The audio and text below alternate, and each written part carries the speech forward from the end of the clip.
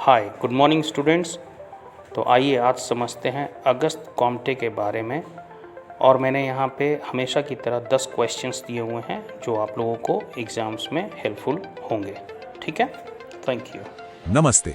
आज हम बात करेंगे 19वीं सदी के एक ऐसे विचारक की जिन्हें समाजशास्त्र का पिता तो कहा जाता है, लेकिन जिनकी कहानी में एक ऐसा मोड़ है जो सबको हैरान कर देता है।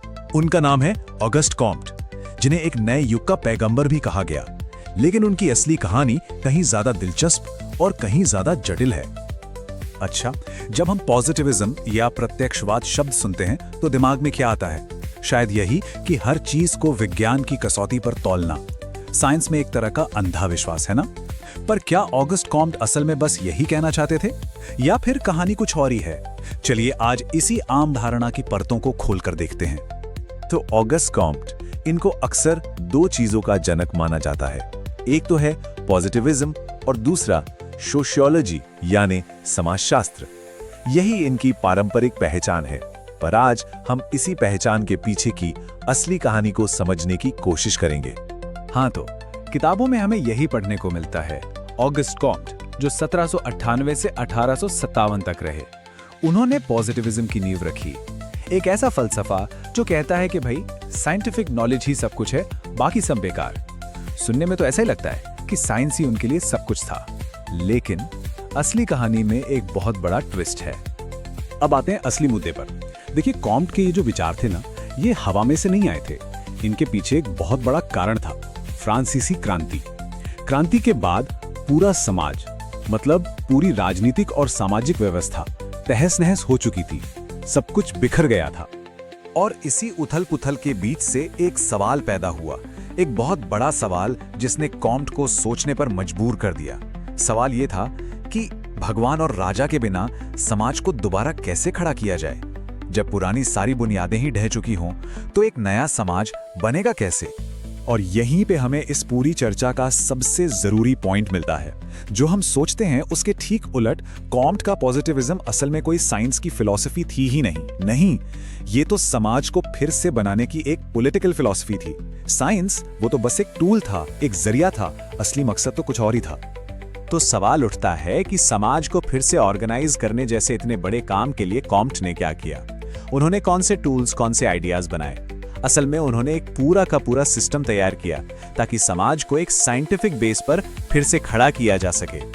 सबसे पहला और सबसे मशहूर आइडिया है 3 अवस्थाओं का नियम। कॉम्ट का मानना था कि इंसान का दिमाग और समाज 3 स्टेज से होकर गुजरता है। पहला है थियोलॉजिकल स्टेज, मतलब धार्मिक अवस्था। इस दौर में हम हर चीज की वजह दैवीय शक्तियों या भगवान को मानते हैं। इसके बाद आता है दूसरा स्टेज, मेटाफिजिकल। यहाँ भगवान की जगह ले लेते हैं अमूर्त विचार, एब्स्ट्रैक्ट फोर्सेस। और फिर आता है तीसरा और आखिरी स्टेज, जिसे कॉम्ट ने कहा पॉजिटिव स्टेज। इस स्टेज में दिमाग अंधविश्वास या अमूर्त ख्यालों को छोड़कर सिर्फ एक चीज पर फोकस करता है, वो वैज्ञानिक नियम जो दुनिया को चलाते हैं।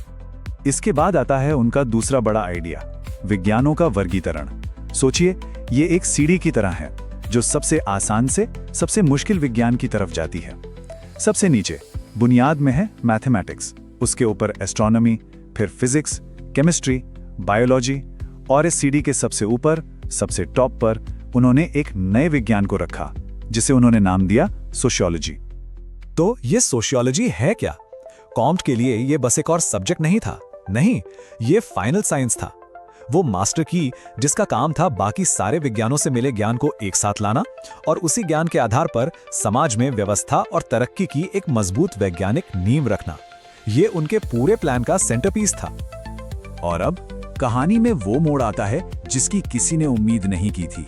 ये सबसे अजीब और सबसे कंट्रोवर्शियल हिस्सा है। कॉम्ट का सफर जो साइंस की फिलॉसफी से शुरू हुआ था, वो जाकर खत्म हुआ एक नया धर्म बनाने पर। इस अजीब मोड़ ने उनके फॉलोअर्स तक को हैरान कर दिया, उन्हें बांट दिया। यहाँ तक कि जॉन स्टुअर्ट मिल जैसे बड़े प्रशंसक भी 2 कॉम्ट की बात करने लगे। एक था अच्छा कॉम्ट, जिसने विज्ञान को फिलॉसफी बनाया, तर्क और लॉजिक को सबसे ऊपर रखा। और फिर था एक बुरा कॉम्ट, जिसने अपनी ही फिलॉसफी को एक धर्म बना दिया और तर्क की जगह दिल और प्यार को दे दी।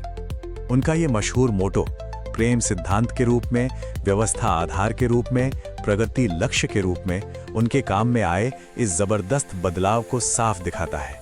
मतलब सोचिए, जो इंसान लॉजिक और साइंस की बात कर रहा था, अचानक उसके सिस्टम के सेंटर में भावनाएं और प्यार आ गए। तो आखिर ये मानवता का धर्म था क्या? पहली बात, ये एक ऐसा धर्म था जिसमें ना कोई भगवान था, ना कोई सुपरनैचुरल पावर।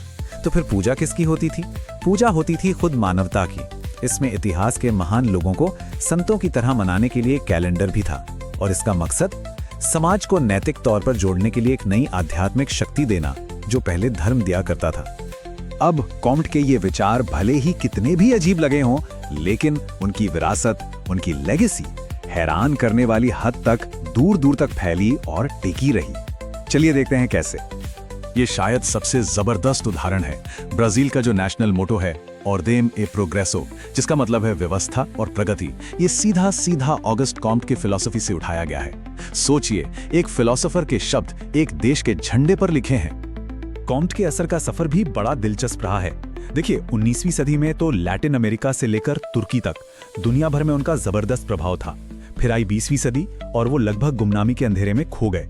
लेकिन अब 21वीं सदी में एकेडमिक दुनिया में उनके काम को फिर से पढ़ा और समझा जा रहा है। उनमें एक नई दिलचस्पी पैदा हुई है। और ऐसा क्यों हो रहा है?